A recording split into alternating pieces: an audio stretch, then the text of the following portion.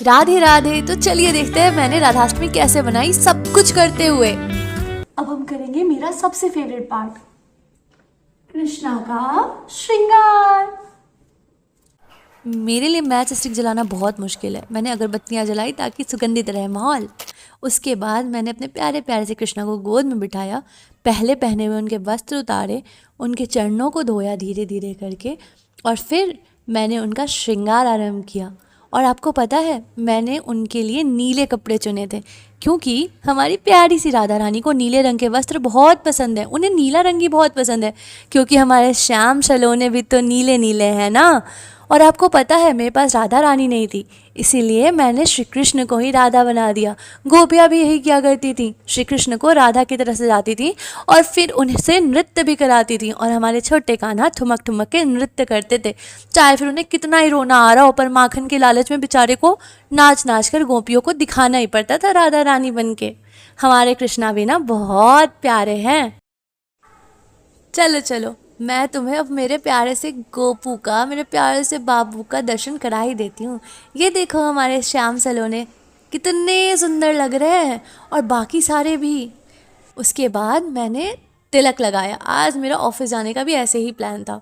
उसके बाद मैंने अपने हाथ से अपने प्यारे कृष्णा के लिए यानी राधा रानी के लिए सिवैया बनाई, क्योंकि मुझे और कुछ आता भी नहीं है।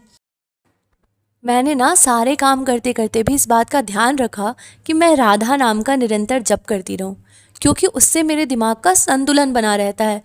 इधर उधर नहीं भागता ये चंचल मन, नहीं तो इसे बड़ा कौन संभाल सकता है। उसके बाद मैं ऑफिस के लिए तैयार होकर नीचे गई, बप्पा के दर्शन किए और अपने कैब में बैठ गई। कैब हमारी ऑफिस की सर्विस होती है।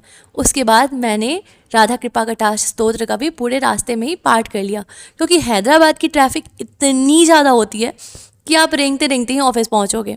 उसके बाद ऑफिस पहुंच गई। हम राधाष्टमी पे सारे टीम मेंबर्स के लिए कुछ लेने जा रहे हैं। हल्दीराम में इतने सारे ऑप्शन देख के मैं कंफ्यूज हो गई, बट धीरे धीरे करके मैंने डिसाइड कर लिया कि मुझे क्या लेना है। वहाँ पहुँचकर मुझे पता चला यार ऑफिस में भी काफ़ी सारी चीज़ें हो रही हैं। फिर मैंने बहुत सारी मस्ती भी की पर काम भी किया, क्योंकि ऑब्वियसली काम तो यार करना ही पड़ेगा। और फिर क्या था, घर के लिए लौट आने लगी, पर रास्ते को मैंने यूटिलाइज़ किया। उस टाइम में मैंने वीडियो को कंपाइल कर लिया। वॉइस ओवर नहीं कर सकती थी क्योंकि उसके लिए शांति चाहिए, बट जितना पॉसिबल था वो किया। उसके बाद मैंने शुगर केन का जूस भी पिया। और हाँ, कहाँ से पिया? सॉफ्टवेयर जूस वाला। वहाँ अंकल आंटी बहुत प्यारे हैं, तो तुम भी वहीं से पीना अगर कटपल्ली के एरिया में पीने वाले हो।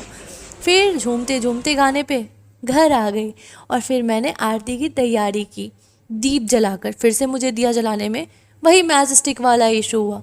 फिर से मैंने अगरबत्तियाँ जलाई सुगंध के लिए। वैसे कई बार कहते हैं कि अगरबत्तियाँ यूज़ नहीं करनी चाहिए हिंदुओं को, पर इनसे बहुत सारे लोगों का रोजगार जुड़ा है, तो छोड़ भी नहीं सकते।